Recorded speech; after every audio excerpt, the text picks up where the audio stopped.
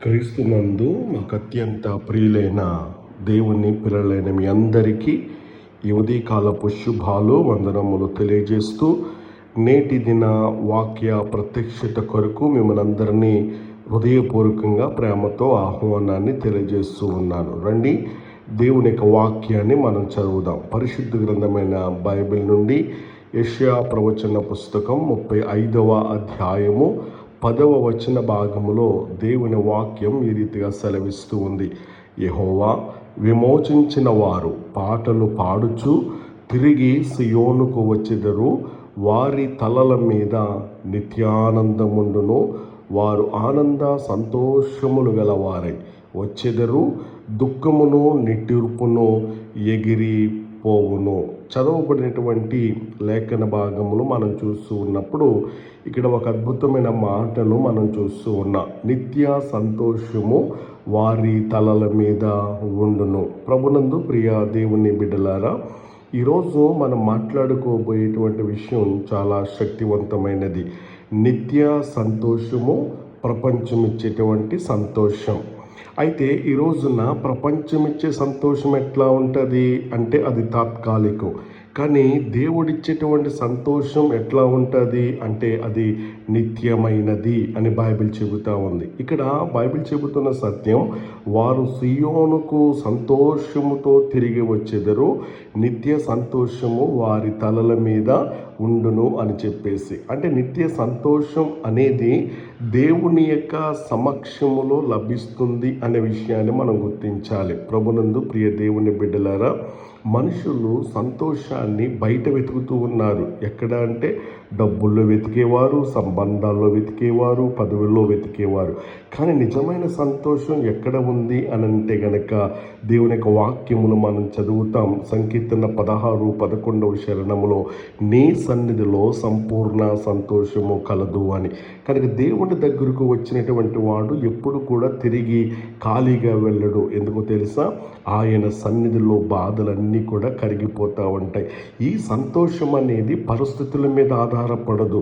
ఈ లోకములో సంతోషం అనేది పరిస్థితుల మీద ఆధారపడుతూ ఉంది. ఉద్యోగం ఉంటే సంతోషం, ఆరోగ్యం ఉంటే సంతోషం, అన్నీ కూడా అనుకూలంగా ఉంటే సంతోషం. కానీ దేవుని సంతోషం ఇలా కాదు. బైబిల్ గ్రంథంలో మనం చూస్తూ ఉన్నప్పుడు పౌలు జైల్లో కూడా సంతోషించాడు. దావీదు కష్టాల్లో కూడా దేవుణ్ణి స్తుతించినట్లుగా మనం చూస్తూ ఉన్నాం. అందుకే ఫిలిప్పీయులకు రాసిన పత్రిక 4:4 ప్రభువులో ఎల్లప్పుడూ సంతోషించండి అని దేవుని వాక్యం సెలవిస్తూ ఉంది. పరిస్థితులు మారినా దేవుడు మారనటువంటి వాడిగా ఉన్నాడు. కాబట్టి ఆయనలో ఉన్న సంతోషం కూడా ఎప్పుడు కూడా మారదు అనే సత్యాన్ని మనం గుర్తించాలి.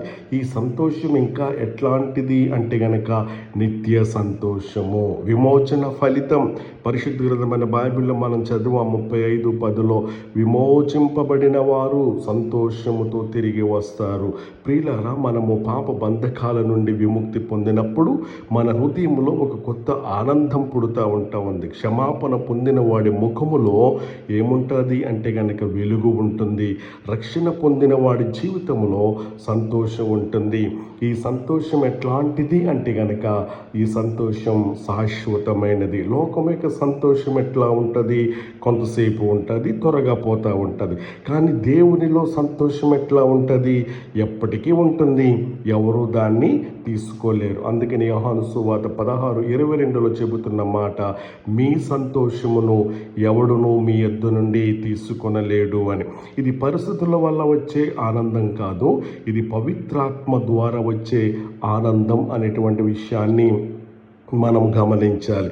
ఇక నిత్య సంతోషము అనేది తలలపై ఉండటం అని అంటే గనక ఏంటి అని గనక మనం ఆలోచించగలిగినట్లయితే ఇది ఒక గౌరవ సూచకం, ఇది ఒక ఆశీర్వాద కిరీటం. ప్రాచీన కాలంలో రాజులు కిరీటాలు ధరించినట్లుగానే దేవుడు తన ప్రజలకు సంతోషాన్ని కిరీటంలాగిస్తానని అంటూ ఉన్నాడు. వారు ఎక్కడికి వెళ్ళినా సంతోషం వారితో ఉంటుంది. వారి జీవితాల్లో చూసినటువంటి అనేకులు ఆశ్చర్యపడతా ఉంటారు. అయితే ప్రభునందు ప్రియ దేవుని బిడ్డలారా, ఈ రోజున మీ జీవితం ఎలా ఉంటా ఉంది? బాధలతో నిండి ఉన్నారా? శాంతి లేకుండా, సమాధానం లేకుండా, గందరగోళంలో ఉన్నారా? అయోమయమైనటువంటి పరిస్థితుల్లో ఉన్నారా? ఉన్నారా? అయితే ఈ రోజున దేవుడు మీతో చెబుతున్నటువంటి మాట, నేను నీకు నిత్య సంతోషం ఇస్తాను అంటా ఉన్నాడు. మీరు ఆయన దగ్గరికి రండి, ఆయన సన్నిధిలో నిలవబడండి. మీ జీవితంలో ఆ సంతోషం అనేది ప్రవహిస్తూ ఉంటా ఉంది.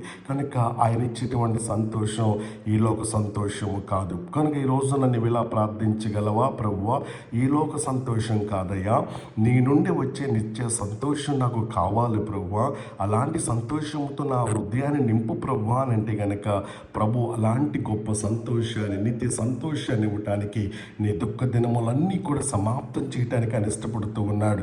కనుక అలాంటి నిత్య సంతోషము కృపగల దేవుడు మనందరికీ అనుగ్రహించును గాక. ఆమేన్.